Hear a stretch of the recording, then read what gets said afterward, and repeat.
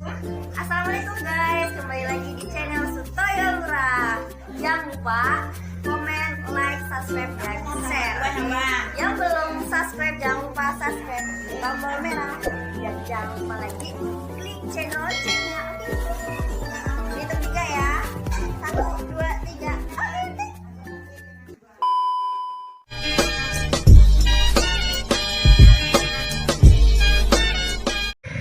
Kalau pengen mempunyai 7 kelebihan, harus banyak berdoa.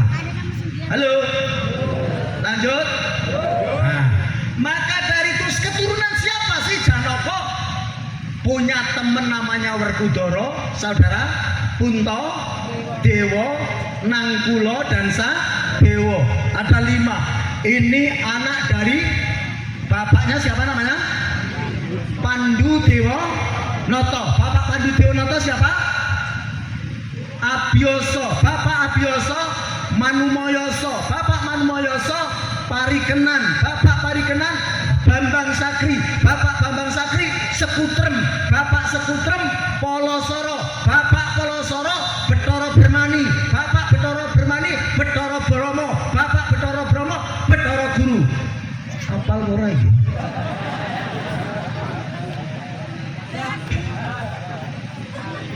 Gak apal. Ya wis diapalne silsilahmu dhewe. Anak, putu, terus buyut, terus cangga, terus wareng, terus udeg-udeg, terus gantung siwur, terus gropak sente, terus debok bosok, terus kali asem, terus gropak waton, terus giyeng, terus cumpleng, terus ampleng, terus menyaman, terus menyamenya, terus tratumprah. Apa laku?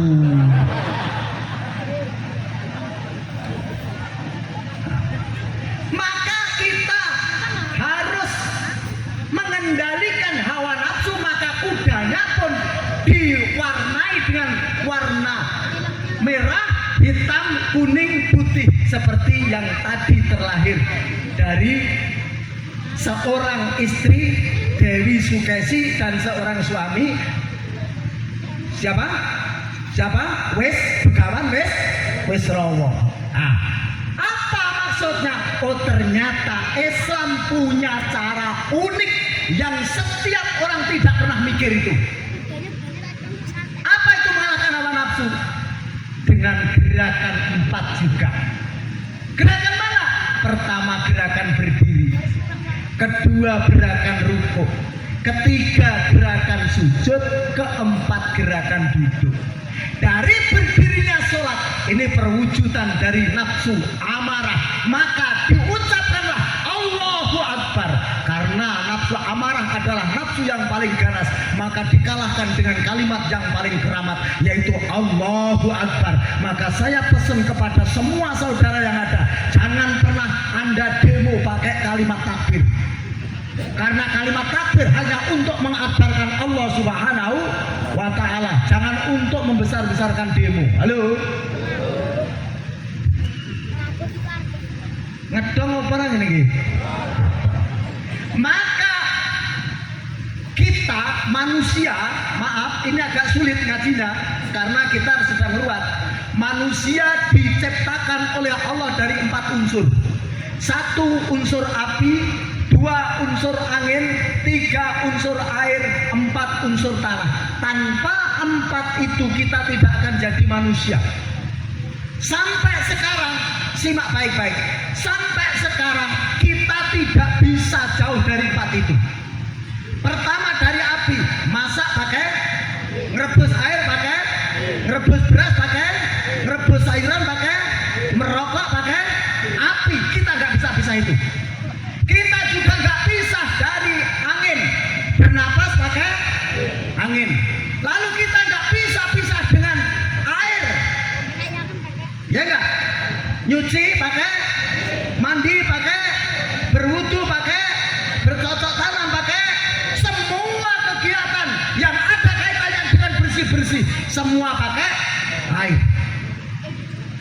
Yang keempat adalah tanah. Kita dimanapun tetap berpijak kepada tanah. Kita dari Jawa pergi ke sini, dari Bali pergi ke sini, sini, dari manapun pergi, itu tujuannya awal-awalnya Mbak Indian golek tanah ombo. Ya enggak? Walaupun sampai sekarang tetap numpang.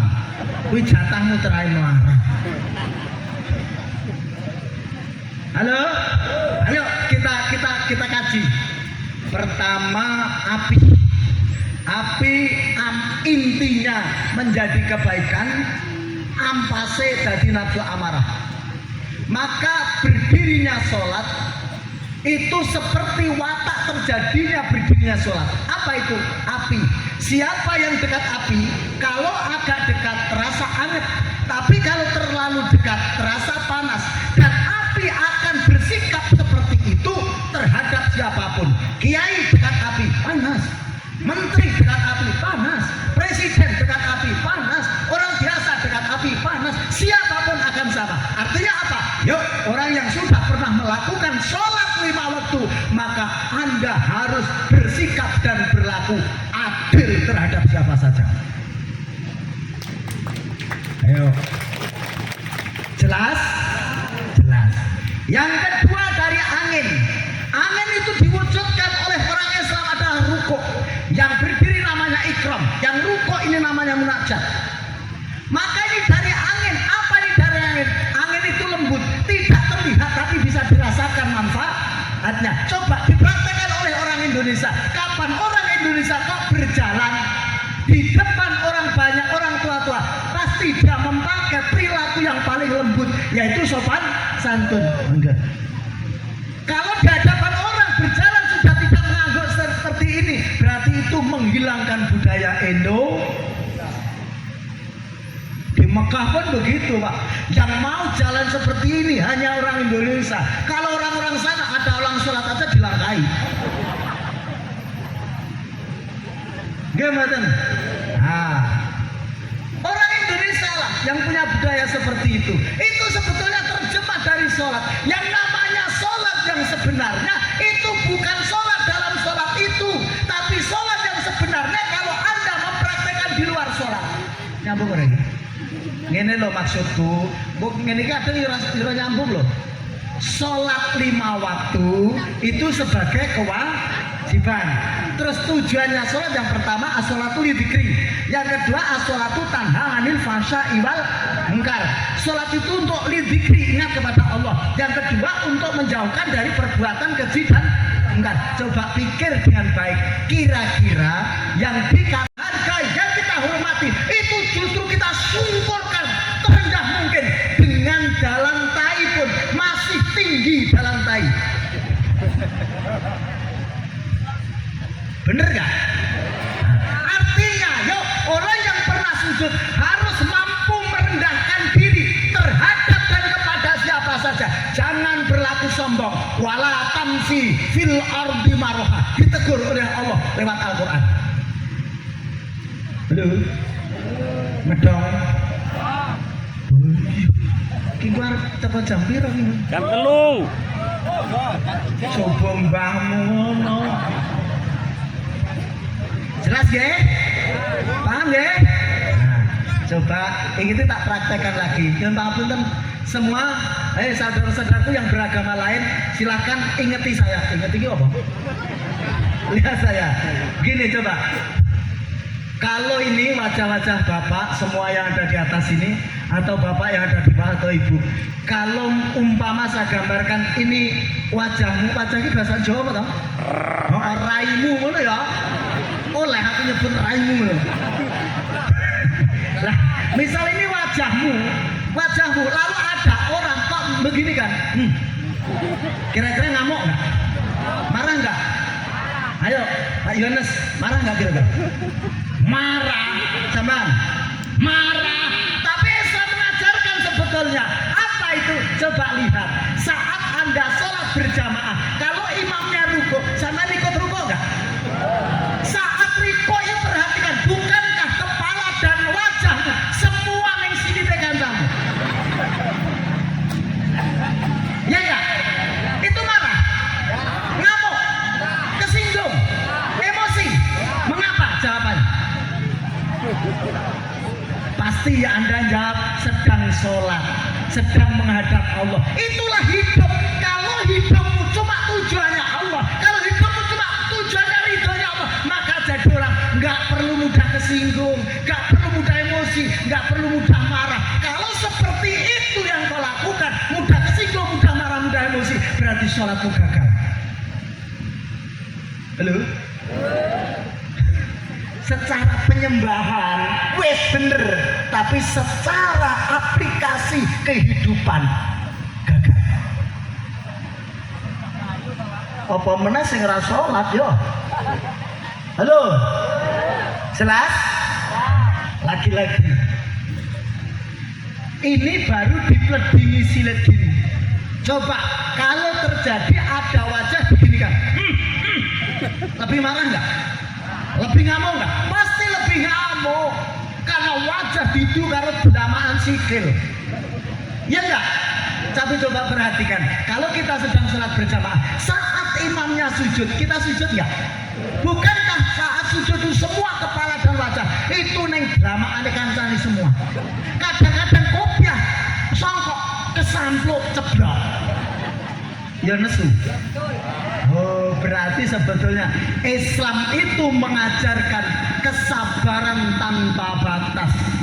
Sampai dipuji oleh Allah, innallaha ma'a sabirin. Allah itu akan selalu bersama dengan orang-orang yang sabar. Apa sampean nggak bangga? Apa sampean nggak seneng? Apa sampean nggak istimewa kalau di mana saja selalu disertai oleh Allah dengan cara cuma melakukan sikap sabar saja. Ngedong? Nyambung? Nah, ini ajaran Islam luar biasa. Kalau sujud itu dari air, kalau duduk itu dari tanah. Mengapa? Lebih kuat. Coba sampean kalau ditendang gantem paling kuat, paling rusak, paling bertahan, itu posisi duduk apa posisi jengking? Berdiri apa duduk? Duduk. Artinya apa? Oh, kita itu kuat sebetulnya kalau tahu maknanya sholat. Ya kita berwatak dari asal kita. Kita belajar dari asal kita. Asal kita apa? Tanah, Pak. Tanah. Coba kalau kita menyatu dengan asal kita, coba perhatikan. Kalau menyatu dengan asal kita, kita akan menciptakan diri kita tenang 100% bisa. Bisa. Tapi coba Anda sudah menjauh dari asal kita sedikit, setinggi sepeda motor aja atau sepeda gayung, rantel. Sampai walaupun pinter menjaga keseimbangan, pasti masih ada goyang sedikit-sedikit karena sudah menjauh dari asal. Kalau sampai naik pesawat, tentu lebih sulit lagi. Kalau sampai jauh nyapol pesawat ruang angkasa, maka pesawat ruang angkasa itu tidak selalu tenang orang yang di sana karena dia jauh dari asalnya. Nyambung ini maknanya. Siapa yang hatinya tidak kunjung tenang, siapa yang pikirannya kacau, yang jiwanya sering gundah gulana, itu yakin rohannya jauh dengan asalnya. Roh kita asalnya dari Allah. Sapa wonge kok gampang susah, gampang bingung, gampang mumet, gundah gulana, mesti dhek adoh sangka Gusti Allah, mesti gak tahu tahajud. Pomo tahajud paling ben dadi apa ngono paling. Halo. Halo. Paham? Tenang. Yuk, ini saya ringkas keterangan ini. Yuk kita lakukan ibadah menyembah Allah bagi orang Islam sesuai dengan perintahnya, sesuai dengan perintahnya. Kalau kira ibadah sesuai dengan perintahnya, berarti itu kita tunduk kepada Allah. Ayo, saiki apa sih sing paling riskan saat ini? Banyak orang ibadah bukan dalam rangka menyembah dan melakukan perintahnya Allah, tapi banyak orang ibadah disertai dengan proposal. Halo? Bu, aku tak takok. Bu, sampai anak sholat duha karmu bendi jujur mesti sing dagang dagangane ben, sing tani panenane ben, sing pegawe blonjone atau gajine ben, sing lara penyakite ben. Ngono ta? Nah, berarti sholat duha itulah yang saya sebut sampean sholat nyembah Allah tapi disertai proposal.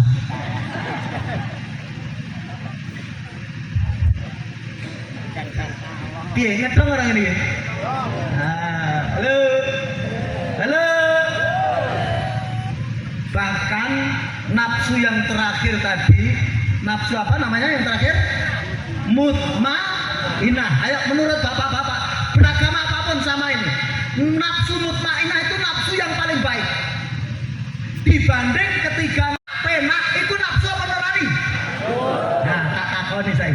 Swarga kuwi nggone enak-enak lan penak-penak apa nggone rekoso? Nah, berarti nek sing pengen rono krono salatmu ki salatmu apa? Jajal, sih kurang jelas nih ini. Dan sampai nang bantah-bantah, mesti nafsumu gak nerima. Iki kok ngene yo. Nah berarti saudara mlebu swarga piye yo? Iya lah piye lah. Coba saya jelas kok dilekne ning Quran, coba. Yuk. Nek awakmu krungu dikabari, yuk. Mbah Parikem sedo, awakmu muni pire? Nah, innalillahi sesungguhnya milik dan angkara murka atau hawa nafsu. Pangruat itu penjagaan. Siapa yang diruat itu dipangan betoro. Buto-toto kadinengkang kuno mar. Ayo, Bu, nyanyi Bu ya. Nyanyi secara lawas iso mboten Bu? Bapak-bapak iso? Ayo, Bu.